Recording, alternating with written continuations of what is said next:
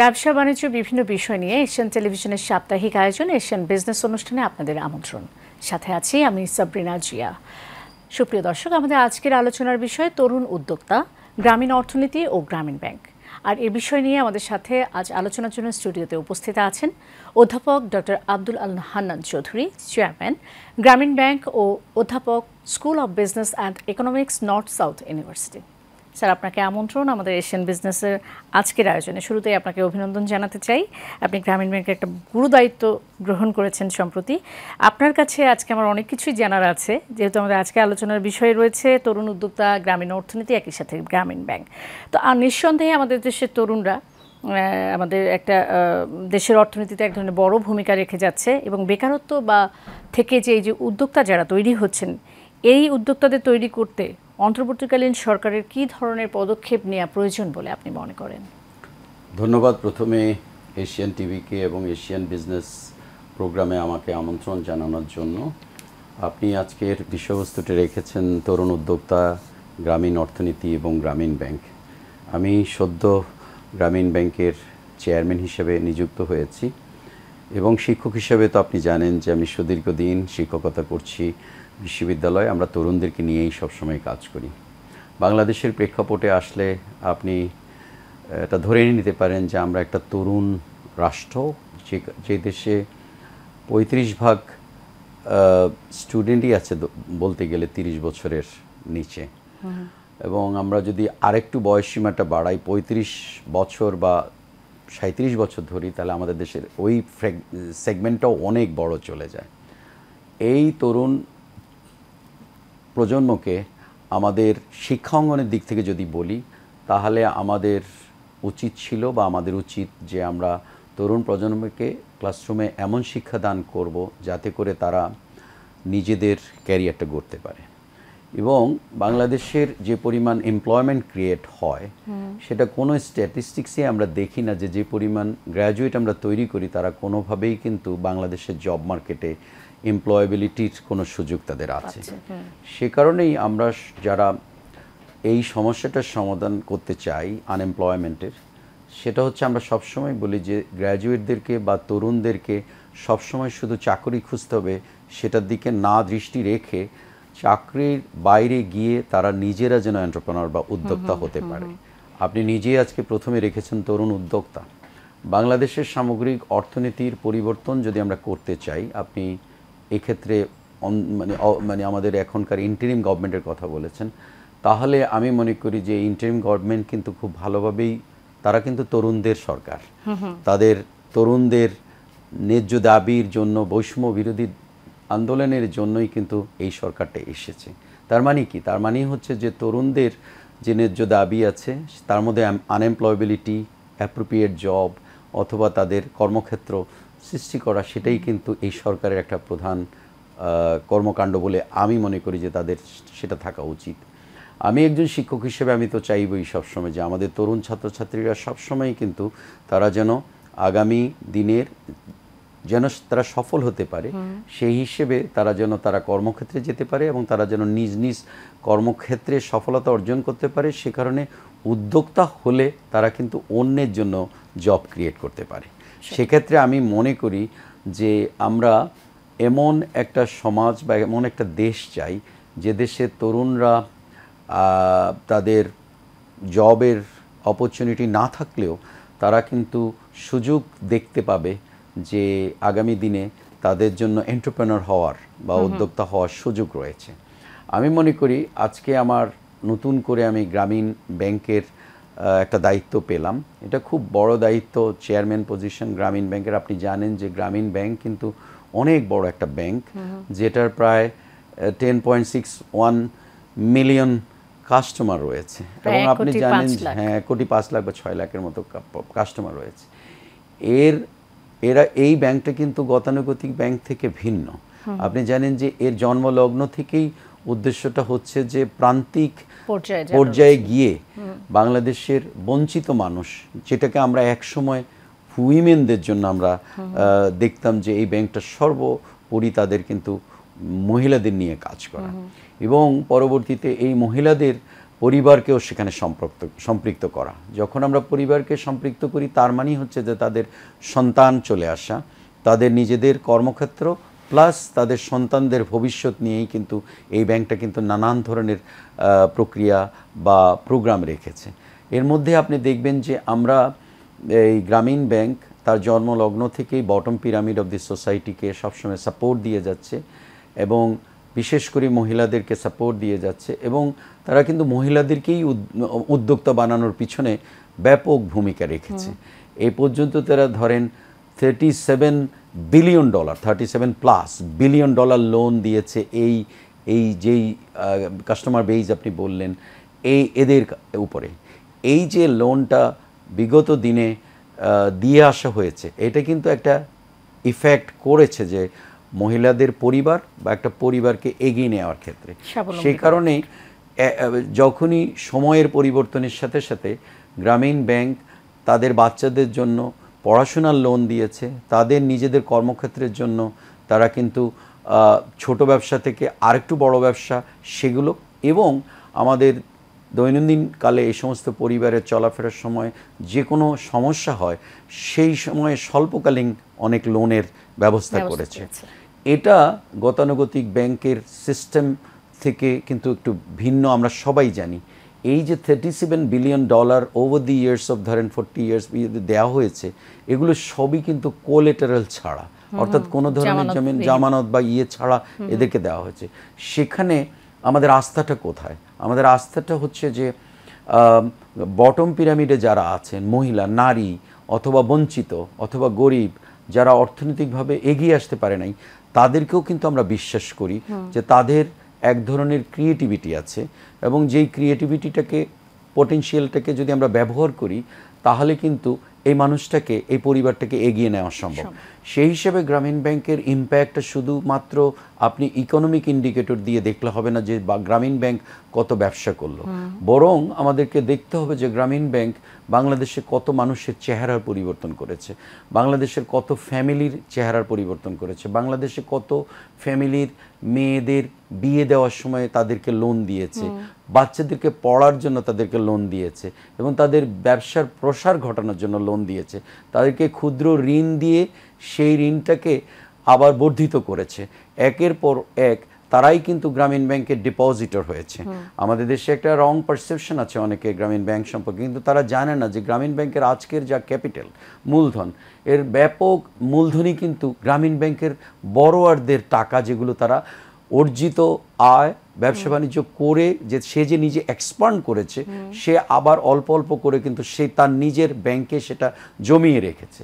এটা একটা অদ্ভুত ব্যাংক যার কাস্টমারকে সে একটা পরিবারের মতো করে রেখেছে, যেখানে বোর্ডের মধ্যে, আমি বোর্ডের চেয়ারম্যান, যেখানে আপনি জানেন যে বোর্ডের মধ্যে কিন্তু অধিকাংশই কিন্তু নারী এবং অধিকাংশরাই হচ্ছে সেই ক্ষুদ্র ঋণ নেওয়া নারীদের প্রতিনিধি।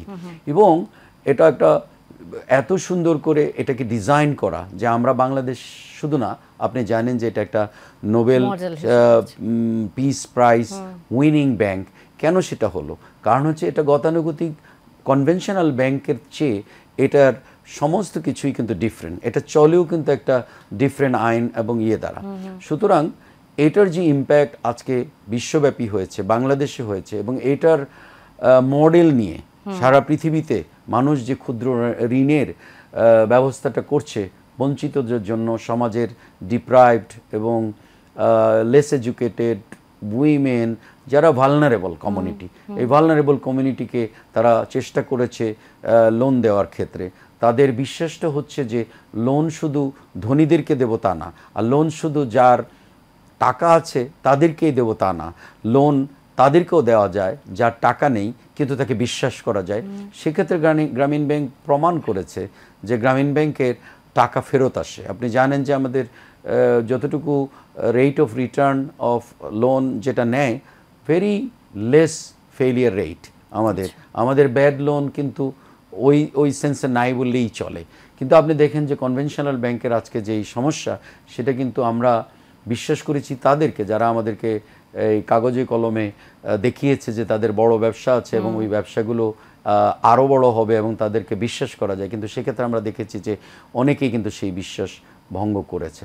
সুতরাং আমি মনে করি যে সেই হিসাবে আজকে আমি একজন শিক্ষক হিসাবে একদিকে আমরা তরুণ উদ্যোক্তাদের কথা বলছি, অন্যদিকে গ্রামীণ ব্যাংকে আমার সম্পৃক্ততা, আমি তো মনে করি যে গ্রামীণ ব্যাংকের এই সম্পৃক্ততা থেকে আমরা আগামী দিনে এই তরুণ প্রজন্মকে আরও বেশি এগিয়ে নিয়ে যাব। যাতে করি। ধন্যবাদ স্যার। আমরা আবার আলোচনা করব, বিরতির সময় হচ্ছে, বিরতি থেকে ফিরে এসে। বিরতির পর আবারও ফিরে এলাম। প্রিয় দর্শক, আপনারা দেখছেন এশিয়ান বিজনেস, সাথে আছি সাবরিনা জি। আমরা আবারও আলোচনায় ফিরবো। আমাদের আজকে আলোচনার বিষয় তরুণ উদ্যোক্তা, গ্রামীণ অর্থনীতি ও গ্রামীণ ব্যাংক। স্যার, এবার একটু জানতে চাইব, বর্তমান সরকার গ্রামীণ অর্থনীতির ভিত মজবুত করার ক্ষেত্রে আসলে কী ধরনের ইতিবাচক ভূমিকা রাখতে পারে বলে আপনি মনে করেন? বর্তমান সরকার তো আমরা আগেই বলেছি যে এটা একটা ইন্টারিম গভর্নমেন্ট, এটার অন্তর্বর্তীকালীন সরকারের মেয়াদ কতদিন হবে হয়তো আমরা শুনছি যে এটা 2 বছর হবে বা হবে। এই অল্প সময়ের মধ্যে ওনারা আমাদের অর্থনীতির দিকে, যদি আমাদের অর্থনীতি কিন্তু এখনও কিন্তু কৃষিভিত্তিক অর্থনীতি, সে কারণে আমি মনে করি যে বর্তমান সরকারের উচিত হবে আমাদের কৃষি অর্থনীতিতে ফোকাস করা। এবং আপনি জানেন যে ইতোমধ্যেই কিন্তু আমাদের দেশে এক অঞ্চল একটা বড় ধরনের ফ্লাড হয়ে গিয়েছে। সুতরাং আমাদের এই কৃষিভিত্তিক অর্থনীতিতে কিন্তু আমাদের আঘাত পড়ে যখন আমাদের ফসল উৎপাদনে আমাদের বাধাগ্রস্ত হয়। এবার শুধু একটা অঞ্চলে ফসল না, সেখানে আমাদের গবাদি পশু এবং অন্যান্য ফার্মিংয়েও কিন্তু আমাদের এফেক্ট হয়েছে। সেক্ষেত্রে আমি মনে করি যে এই গ্রামীণ অর্থনীতির এই জায়গাটাতে যদি ফোকাস করতে হয়, তাহলে কৃষিভিত্তিক অর্থনীতিতে যেখানে যেখানে সাপোর্ট দেওয়া সেই জায়গাটাতে ফোকাস করতে হবে। যেমন ধরেন আমাদের সারের ব্যবস্থাটা আছে কি না, এবং কিভাবে কৃষকরা সার পেতে পারে, অথবা যাদের গবাদি পশুর ফার্ম কিংবা মুরগির ফার্ম অথবা কৃষি জমি আঘাতপ্রাপ্ত হয়েছে তাদেরকে কিভাবে আবার পুনরায় করা যায়। এদের মধ্যে অনেকেই কিন্তু মূলধন হারিয়েছে, সেখানে আমরা মূলধনের জায়গায় কোনো ধরনের সাপোর্ট দিতে পারি কিনা, সেটা মেইন স্ট্রিম ব্যাংকিং প্রসেস বা কৃষি ব্যাংক বা অন্যান্য ব্যাংকিং বা গ্রামীণ ব্যাংক, সোজা কথা যে আমরা ওই জায়গাটাকে ফোকাস করব যে আমাদের কৃষক এবং আমাদের উৎপাদন করে যারা ফার্মিং এবং তাদেরকে সাপোর্ট দেওয়ার বিষয়টা আমি বলবো যে খুব ভালোভাবে গুরুত্ব দিতে হবে। কারণ আমরা যাই বলি না কেন, বাংলাদেশ একাধারে যদিও আমরা অনেকেই বলি করি যে আমরা ইন্ডাস্ট্রি সাইডেও এগোচ্ছি, কিন্তু আমাদের অর্থনীতি কিন্তু এখনও, যতই আমরা যেদিকে আগাই, আমাদের এখনও কিন্তু একটা কৃষিভিত্তিক অর্থনীতি আছে। এবং আমাদের দেশের এই কৃষিভিত্তিক অর্থনীতির সাপোর্টটা দিতে গেলে এই 18 কোটি মানুষের যেই প্রতিদিনের প্রয়োজন হচ্ছে খাদ্যদ্রব্য, প্রতিদিনের এই যে আমাদের নিত্য প্রয়োজনীয় যে সমস্ত মানে ফসল অথবা সবজি যেটাই বলি না কেন, সেগুলোর সাপ্লাই চেনে যেন কোনো রকম আঘাত না পড়ে। এবং সেটা আঘাত না পড়লেই আমরা দেখব যে আমাদের মার্কেটে, বাজারে আমরা দেখব যে প্রতিটা দ্রব্যেরই কিন্তু একটা ক্রয় ক্ষমতার মধ্যে আসবে। কিন্তু আমাদের যদি সেদিকে আমরা নজর না দেই, তখনই আমরা দেখব যে বাজারটা ফুলে ফেঁপে অনেক উচ্চ দামে আমাদেরকে জিনিসপত্র ক্রয় করতে হবে। আর বাংলাদেশের মতো দেশে যখনই আমাদের বাজারটা একটু আপ ডাউন করে অথবা টালমাটাল হয়ে যায়, তখন কিন্তু আমরা দেখি যে সাধারণ মানুষ খুব বেশি এফেক্টেড হয়। কারণ এদেশে যতই অর্থনৈতিক পরিবর্তন যাই হয়েছে কিনা হয়েছে, এটা কিন্তু আসলে একটা ক্ষুদ্র জনগোষ্ঠীর জন্য হয়েছে, আপামর জনতার জন্য কিন্তু আমাদের সেভাবে বাংলাদেশের এটা করেনি। কারণ আমরা যতই বলি যে পার ক্যাপিটা ইনকাম বা যেই, সেটা কিন্তু আপনি যেভাবেই ক্যালকুলেট করেন, এটা একটা সার্টেন গ্রুপ অফ পিপলের এনর্মাস মানে অ্যামাউন্ট অফ ইনকাম হয়েছে। কিন্তু আমরা এটা সার্বিকভাবে দেশব্যাপী দেশের সাধারণ জনগণের কাছে যদি পৌঁছে দিতে চাই, তাহলে আমাদের একজন রিকশাওয়ালা, একজন কৃষক, শ্রমিক, দিনমজুর, তাদের দিকে আমাদের চিন্তা করতে হবে। এবং আমি মনে করি যেদিন আমরা সার্বিকভাবে এই জনগোষ্ঠীকে নিয়ে এগিয়ে যাব, বাংলাদেশ কিন্তু আসলে তখনই এগোবে। তো একদিকে আমাদের এই জনগোষ্ঠীটার দিকে দৃষ্টি রাখতে হবে, কারণ এরাই কিন্তু আমাদের সাপ্লাই লাইন, যতই বলি না কেন। 2, আমাদের তরুণ উদ্যোক্তা, অর্থাৎ আমি যেমন একজন শিক্ষক, আমরা সবসময় কিন্তু তরুণ প্রজন্মের গ্র্যাজুয়েট তৈরি করছি। এখন সেই তরুণ প্রজন্মের গ্র্যাজুয়েট তৈরি করতে গিয়ে আমাদের যে সীমাবদ্ধতা, সেটা হচ্ছে শিক্ষা ব্যবস্থার সীমাবদ্ধতা, সেটা হচ্ছে শিক্ষা পদ্ধতির সীমাবদ্ধতা। এবং এই সীমাবদ্ধতাগুলো নিয়ে আমরা একটা গ্র্যাজুয়েট কিন্তু প্রকৃত অর্থে তার যে স্কিলটা দেওয়ার, সেই স্কিলটা কিন্তু আমরা দিতে পারছিলাম না। তা আমি মনে করি যে আগামী দিনে যে শিক্ষা ব্যবস্থা, সেটাও কিন্তু আমরা চিন্তা করব যে শিক্ষার গুণগত মানটা এমনভাবে আমরা নিয়ে যাব যে আমাদের প্রতিটা গ্র্যাজুয়েটেরই যেই বিষয় পড়ুক না কেন, অর্থাৎ আমি যদি বলি সংক্ষেপে কর্মমুখী শিক্ষা, এবং সে তার যেই সাবজেক্টই হোক না পড়ুক না কেন, সে কিন্তু নিজে এক ধরনের কনফিডেন্স বিল্ড করতে পারবে যে নিজে কেপাবল হবে। সেই ক্যাপাসিটি এবং ইনোভেটিভনেস, ক্রিয়েটিভিটি, এগুলো যদি একটা তরুণ ছাত্রের মধ্যে না থাকে, তাহলে আগামী পৃথিবীতে যে চ্যালেঞ্জগুলো আসতেছে, বাংলাদেশ অ্যাজ এ কান্ট্রি পিছিয়ে যাবে, এবং ব্যক্তি পিছিয়ে যাবে, আমাদের সমাজ পিছিয়ে যাবে, পরিবার পিছিয়ে যাবে। সুতরাং আমরা একদিকে দেখছি যে প্রযুক্তির অনেক সম্প্রসারণ, এবং সেটা সারা বিশ্বব্যাপী হচ্ছে। আমাদের শিক্ষাটা এমনভাবেই দিতে হবে যে আমাদের গ্র্যাজুয়েটরা যেন বৈশ্বিক শিক্ষার সাথেও একটা তাল মিলাতে পারে, এবং বাংলাদেশের সার্বিকভাবে বাংলাদেশের সার্কামস্টেন্সেস সে যেন ফিট হতে পারে। সেটাকে লক্ষ্য রেখে আমাদের ক্লাসরুমে সেরকম শিক্ষাই দিতে হবে, যেটাই হোক। আমার যে বিশ্ববিদ্যালয়ে আমি এখন শিক্ষকতা করি, নর্থ বিশ্ববিদ্যালয়, আমাদের কিন্তু নিজেদের এন্টারপ্রেনার সাইডে আমাদের স্টার্ট আপ মানে করার জন্যে আমাদের কিন্তু কিছু প্রোগ্রাম আছে। সেখানে আমরা কিন্তু স্টুডেন্টদের মধ্য থেকে কিন্তু বের করে নিয়ে আসি যে কাদের মধ্যে অন্য ধরনের ক্রিয়েটিভনেস আছে। আমরা সবাইকে মনে করি না যে সবাই সব কাজ করতে পারবে, কিন্তু কিছু কিছু স্টুডেন্ট বা কিছু কিছু তরুণ ছাত্রছাত্রী আছে, অনেক ধরনের প্রতিভা নিয়ে তারা আসে। তাদের সফটওয়্যার স্কিল আছে, তাদের প্রোগ্রামিং স্কিল আছে, তারা রিমোট চাকরি করতে পারে, এবং বাংলাদেশের অনেক তরুণকে আপনি জানেন যে তারা এখন সেলফ এমপ্লয়েবিলিটিতে গিয়েছে। তারা এই দেশে বসে উন্নত বিশ্বের কোনো একটা ব্যাংক, বিমা, ইন্স্যুরেন্স কিংবা কোনো একটা কোম্পানির ব্যাকফুটে থেকে এখান থেকে বসে কাজ করছে। এটা আসছে কোত্থেকে? এটা আসে যে যখন তাদেরকে সেই স্কিলটা দেওয়া হয়। সুতরাং এটা আমরা কিছু শিক্ষা প্রতিষ্ঠানের গ্র্যাজুয়েটদেরকে দেখব বা কিছুকে দেখছি, কিন্তু আমরা এটা সার্বিকভাবে সারা দেশব্যাপী করতে পারছি না। আমার মনে হয় যে আমাদেরকে সেই জায়গাটায় নজর দিতে হবে যে আসলে একটা কর্মমুখী একটা জাতি তৈরি করতে হলে, আগামী প্রজন্মকে যদি কর্মমুখী করতে হয়, তাহলে আমাদের সব দিকেই কিন্তু চোখ কান খোলা রাখতে হবে। স্যার, আমি একটু ইন্টারাপ্ট করি। যেমন আজকে অনেকেই তরুণ উদ্যোক্তা হচ্ছেন, আগ্রহী হচ্ছেন, আবার অনেক কারণে তারা ব্যবসা গুটিয়েও নিচ্ছেন। হ্যাঁ, এই ক্ষেত্রে আসলে দক্ষতাটা কত বেশি জরুরি, এবং একই সাথে একটু জানতে চাইবো যে মানে তারা যে অনেকে নিরুৎসাহিত হয়ে ব্যবসা গুটিয়ে নিচ্ছেন, আসলে তাদের উদ্দেশ্যে এটার কয়েকটা দিকই আছে। একটা হচ্ছে যে আমরা যেটাকে বলি যে আমরা যেভাবে প্রোগ্রামগুলো চালাই, আমরা কিন্তু উদ্যোক্তাদের জন্য আমাদের পিচিং আছে। তারা কিন্তু একটা ব্যবসা শুরু করলেই হবে না, সেই ব্যবসাটাকে সাস্টেনেবল বা টেকসই করে রাখার জন্যে যেই বা স্কেল করার জন্য, বড় করার জন্য যে পদ্ধতি, সেটা কিন্তু তারা অনেকে জানে না।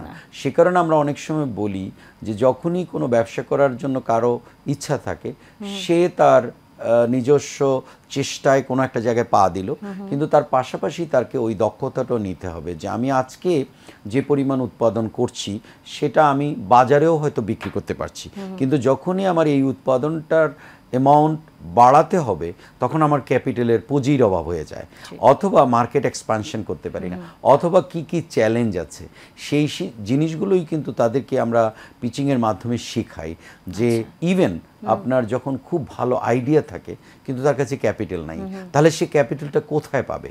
সেই ক্যাপিটালটা পাওয়ার সুযোগ কোথায় আছে? এটা কি দেশে আছে? এটা কি বিদেশে আছে? এটা কি সরকারি বেসরকারি কোনো প্রতিষ্ঠান কি দেয়, না ব্যক্তিরা দেয়? কোথা থেকে? আমরা অনেক ধরনের বড় বড় প্রজেক্ট করে অনেক সময় আমাদের স্টুডেন্টরা, সেটা কিন্তু তারা ভেঞ্চার ক্যাপিটাল থেকে টাকা আনতে পারে। সেই জিনিসগুলো, সেই জ্ঞানটার কিন্তু সার্বিকভাবে আমি বলবো যে এটা আমাদের কিন্তু একটু লিমিটেড জ্ঞানই আছে আমাদের যারা তরুণ প্রজন্মের। আমি সবাইকে বলবো না, কিন্তু অধিকাংশরই সেই জিনিসটা নাই। ফলে হয় কি, যখনই একজন ব্যবসায় নামে, সে কিন্তু ওই চ্যালেঞ্জের মধ্যে পড়ে যায়। যেই চ্যালেঞ্জের মধ্যে তার মূলধন যখন সংকট হয়, তখন কিন্তু বিজনেস এক্সপানশনের আপনার কিন্তু কিছু সিস্টেম আছে, যেটা আপনি একটা স্মল প্রজেক্ট কিন্তু আপনি খুব ভালো করতে পারবেন, কিন্তু এটাকে যখন আপনি মিডিয়ামে নিয়ে যাবেন, তখন আপনি হয়তো একদমই ভালো করতে পারবেন না। আর যেটা আপনি যদি এটাকে একদম লার্জ স্কেলে নিয়ে যেতে চান, তখন হয়তো আপনি ফেলই করে যাবেন টোটালি। সে কারণে গ্রোথ এবং এক্সপানশনের জন্য যেভাবে আমরা ট্রেনিং দেই, সেই ট্রেনিংটা, প্রশিক্ষণটা আমাদের তরুণদের জানার দরকার আছে। সে একদিকে ক্যাপিটাল জোগাড় করবে, অন্যদিকে সে মার্কেট স্টাডি করবে, যে জিনিসটা সে করছে সেটাকে স্কেল করতে গেলে তার কি কি চ্যালেঞ্জ আছে। কারণ যে কোনো ব্যবসারই তার একজন কম্পিটিটর থাকে মার্কেটে, ন্যূনতম একটা দুটো তিনটা, মার্কেটে অনেক কম্পিটিটর থাকে। যখনই একই ধরনের একটা ব্যবসার জন্য একই ধরনের মার্কেটে অনেকে থাকে, তখনই কিন্তু আপনি ওই চ্যালেঞ্জটা ফেস করবেন যে আমাকে আরেকজনের সাথে সে কম্পিট করে টিকে থাকতে হবে। সেই টিকে থাকতে গেলে আপনার কোন কোন জায়গায়, আমরা যেটাকে বলি কম্পিটিটিভ এজ, আপনি কোন কোন জায়গায় কম্পিটিটিভ এজটা আনবেন, আপনি কি মূল্য কমাবেন না কোয়ালিটি বাড়াবেন, আপনার এই সব জিনিসগুলো, ফ্লেক্সিবিলিটি, ব্যবসা করতে গেলে আপনার ফ্লেক্সিবিলিটি কতটুকু, আরেকজনের ফ্লেক্সিবিলিটি অনেক বেশি আছে। সেই কারণে সেই বিষয়গুলো কিন্তু তার খুঁটিনাটি বিষয়, কিন্তু সেটা অনেকে জানে না। ফলে এই যে আপনি একটু আগে বললেন যে ফেইল করে, আরেকটা হচ্ছে যে সার্বিকভাবে এই উদ্যোক্তা হতে গেলে আমরা কয়েকটা স্টেজ আছে, সবাইকে সব ধরনের ব্যবসায় খুব বড় উদ্যোগ, এই স্টেজগুলো শুনবো। তবে বিরতির সময় হচ্ছে, বিরতি থেকে ফিরে এসে, বিরতির পর আবারও ফিরে এলাম। প্রিয় দর্শক, আপনারা দেখছেন এশিয়ান বিজনেস, সাথে আছি সাবরিনা জি। আমরা আলোচনা করছিলাম তরুণ উদ্যোক্তা, গ্রামীণ অর্থনীতি ও গ্রামীণ ব্যাংক নিয়ে। স্যার, তখন যে বিষয়টা নিয়ে মানে শেষ করছিলাম, ওইটাই একটু আমাদের দর্শকদের আরেকবার বলবেন। তরুণদের যে দক্ষতার, হ্যাঁ সেটাই আমি বলছি। আমি যেটা মনে করি একজন শিক্ষক হিসেবে, আমার কিন্তু বিশ্বাসটা কিন্তু প্রতিটা তরুণ ছাত্রছাত্রীদেরকে আমি মনে করি যে every single student and young bodies has potentials. First of all আমি বিলিভ করি যে তাদের আসলে পোটেনশিয়ালটা আছে। আমাদের সমস্যা হচ্ছে যে আমরা ওদের পোটেনশিয়ালটাকে আনলিশ করার সুযোগ দিতে পারছি না। সেটা আমাদের সমাজ ব্যবস্থার সমস্যা, সেটা রাষ্ট্রীয় ব্যবস্থার সমস্যা, সেটা প্রতিষ্ঠানের সমস্যা, আমাদের চিন্তারও সমস্যা, আমাদের চিন্তার সমস্যা, এবং আমরা তাদেরকে ওইভাবে গ্রহণ করার জায়গায় সমস্যা। বুঝছেন, ওরা কিন্তু আজকের যেই প্রজন্ম, তারা কিন্তু ঠিকই আছে, তারা সবই বুঝতে পারে, সবই করতে পারে, কিন্তু আমাদের তাদের উপরে আস্থা এবং আমাদের সেই বিশ্বাসটা নাই বলে অনেক সময় আমরা সেই সুযোগটা তাদেরকে দিতে চাই। তা আমার বিশ্বাস তাদেরকে সুযোগ দেওয়া হলে তারা কিন্তু সবাই কিন্তু নিজেদের ভাগ্য পরিবর্তন করতে পারবে। আবার তারা যখন নিজেদের ভাগ্য পরিবর্তন করবে, আপনি রাষ্ট্রের ভাগ্য অবশ্যই পরিবর্তন হবে। জি স্যার, একেবারে শেষের দিকে চলে এসেছি, একটু জানতে চাইবো গ্রামীণ ব্যাংক নিয়ে মানে অনেক কাল্পনিক কাহিনীর অবতারণাও রয়েছে, একই সাথে সব বিগত সরকার এটাকে নিয়ন্ত্রণে রাখারও চেষ্টা করেছিল। এই বিষয়ে কি বলবেন? আপনি তো সম্প্রতি জয়েন করেছেন এখানে। হ্যাঁ, আমি মাত্র কয়েকদিন হলো গ্রামীণ ব্যাংকের সাথে আমার অ্যাপয়েন্টমেন্টটা হয়েছে, কিন্তু আমরা বাইরে থেকে যেটা জানি, আমি এখনও ইনসাইড থেকে যত তথ্য আমি দিতে পারছি না, বিকজ আমার ওইভাবে এখনও প্রতিষ্ঠানের সাথে ওইভাবে সম্পৃক্ততা হয়নি। কিন্তু আমি যেটুকু জেনেছি এর মধ্যে, যে গ্রামীণ ব্যাংককে আপনারা সবাই জানেন, বাংলাদেশের সবাই জানে, এই ধরনের একটা খুবই সুন্দর মডেলের একটা ব্যাংক, তাকে ডিসমেন্টাল করার জন্যে মানে আমাদের অতীত সরকার তারা নানানভাবে সেই ব্যাংককে ডিসরাপ্ট করার চেষ্টা করেছে, এবং সর্বোপরি সেখানে সরকারের নিজস্ব প্রভাব মানে বিস্তারিত হয়েছে, এবং সেটা জন্য গ্রামীণ ব্যাংকের যে দৈনন্দিন কাজ অথবা তাদের যে উদ্দেশ্য, যে মিশন নিয়ে আছে, এটা তো মূলত একটা গরিবদের ব্যাংক। এই ব্যাংকের তো বিশ্বাসটাই হচ্ছে গরিবদেরকে ফাইন্যান্সিং করা যায়। এই ব্যাংকের বিশ্বাসই হচ্ছে যে গরিবদেরকে বিশ্বাসও করা যায়। কিন্তু সেই বিশ্বাসের জায়গায় যখন গ্রামীণ ব্যাংকে, যেমন ধরেন আমাদের নবীন উদ্যোক্তাদের একটা বড় প্রোগ্রাম আছে, আপনি জানেন যে গ্রামীণ ব্যাংক বাংলাদেশেই 40টা এরিয়াতে 40টা জোনে প্রায় 2568টা মানে ব্রাঞ্চ নিয়ে কাজ করতেছে, যেখানে আমাদের 64 জেলায় প্রায় 2500 ব্রাঞ্চ নিয়ে কাজ করে। তাহলে তারা খুবই প্রান্তিক জায়গায়, একদম গ্রামাঞ্চলে, একদম রিমোট জায়গায়, প্রান্তিক জায়গায় পৌঁছে গেছে। সে জায়গায় তরুণ উদ্যোক্তাদের জন্য আমাদের নবীন উদ্যোক্তা প্রোগ্রাম ছিল। সেই সব জায়গাগুলো আমাদের ইন্টারাপ্টেড হয়েছে অতীতে। আমাদের গভর্নেন্স পার্টে কিছু ইন্টারাপশন হয়েছে, এবং এই ব্যাংকের যে গতানুগতিক কাজ, সেটা অনেক জায়গা থেকে প্রভাবিত হয়েছে। আমার কাছে এখনও রিয়েল ডেটা বা রিয়েল ইনফরমেশনটা আসে নাই, কিন্তু আমরা তো এখন যেহেতু ব্যাংকটার সাথে সম্পৃক্ত হয়েছে, আমি নিজে একজন শিক্ষক হিসেবে আমি মনে করি যে আমরা দেখব যে ব্যাংকটার কোন কোন জায়গায় আসলে স্পট পড়েছে, ডিসরাপ্টেড হয়েছে, সেই সব জায়গাগুলোকে আবার অ্যালাইন করা। কারণ এই ব্যাংকটার মূল উদ্দেশ্য যেটা, সেই উদ্দেশ্য থেকে আমরা ওই উদ্দেশ্য বিচ্যুত হতে চাই না। আমরা এখনও বিশ্বাস করি বাংলাদেশের বটম পিরামিডের একদম সর্বনিম্ন শ্রেণীর মানুষের কাজে যদি আমরা আসতে পারি, এই ব্যাংকটাই কিন্তু বাংলাদেশের ভাগ্য পরিবর্তনের। অসংখ্য ধন্যবাদ স্যার আমাদের আজকের আয়োজনে আসবার জন্য। ধন্যবাদ।